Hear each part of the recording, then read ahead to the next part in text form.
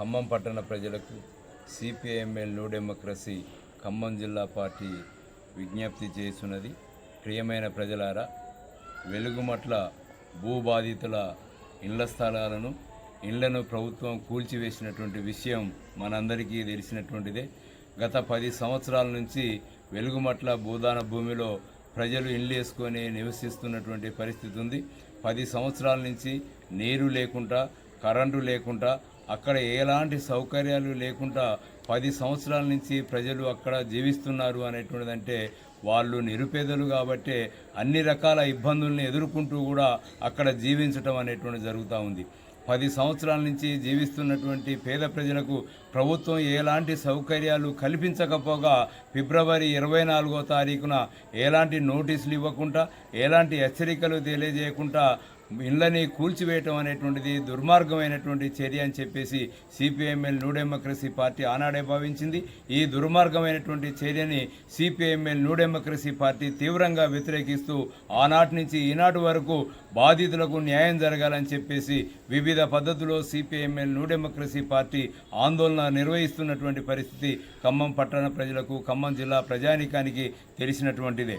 ఈ క్రమంలోనే ప్రభుత్వం ప్రజల్ని మభ్యపెట్టడానికి, రాష్ట్రంలో ఉన్నటువంటి ప్రజల్ని మభ్యపెట్టడానికి మేము భూదాన భూమి బాధితులకు అక్కడే ఇల్లు ఇస్తున్నామని చెప్పేసి ప్రకటించి ప్రజల్ని పక్కదారి పట్టించడానికి తీవ్రమైనటువంటి ప్రయత్నాన్ని కొనసాగిస్తుంది.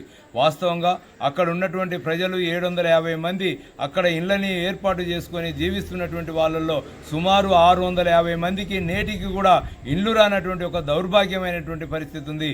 అర్హత కలిగినటువంటి వాళ్ళకి, అక్కడనే నివసిస్తున్నటువంటి వాళ్ళకి ఇల్లు ఇవ్వకపోగా మిగతా వాళ్లకు ఇల్లు ఇవ్వటం అనేటువంటి జరిగింది.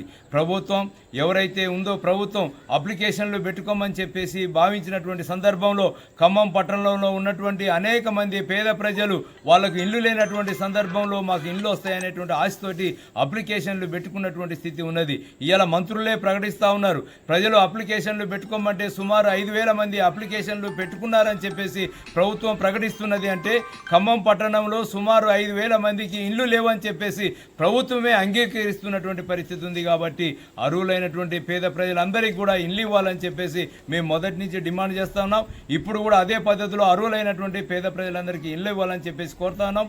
అదే సందర్భంలో వెలుగుమట్ల భూదాన భూమిలో గత 10 సంవత్సరాల నుంచి జీవిస్తున్నటువంటి ప్రజలు ఎవరైతే ఉన్నారో వాళ్ళు అర్హతతో సంబంధం లేకుండా 8 సంవత్సరాల నుంచి అనేక కష్టాలని, అనేక ఇబ్బందులను ఎదుర్కొంటూ అక్కడ జీవిస్తున్నటువంటి పరిస్థితి ఉంది. కాబట్టి వాళ్లకు అర్హత అనేటువంటి పేరుతోటి వాళ్ళందరినీ తొలగించడానికి ప్రభుత్వం తీవ్రమైనటువంటి కుట్రని కొనసాగిస్తుంది. కాబట్టి ఈ కుట్రను వ్యతిరేకిస్తూ మార్చి 22వ తారీఖున ఖమ్మం పట్టణ బంద్కు మేము పిలుపు ఇవ్వటం అనేటువంటి జరుగుతుంది.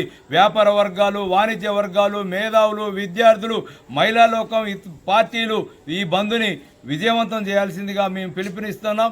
అదే సందర్భంగా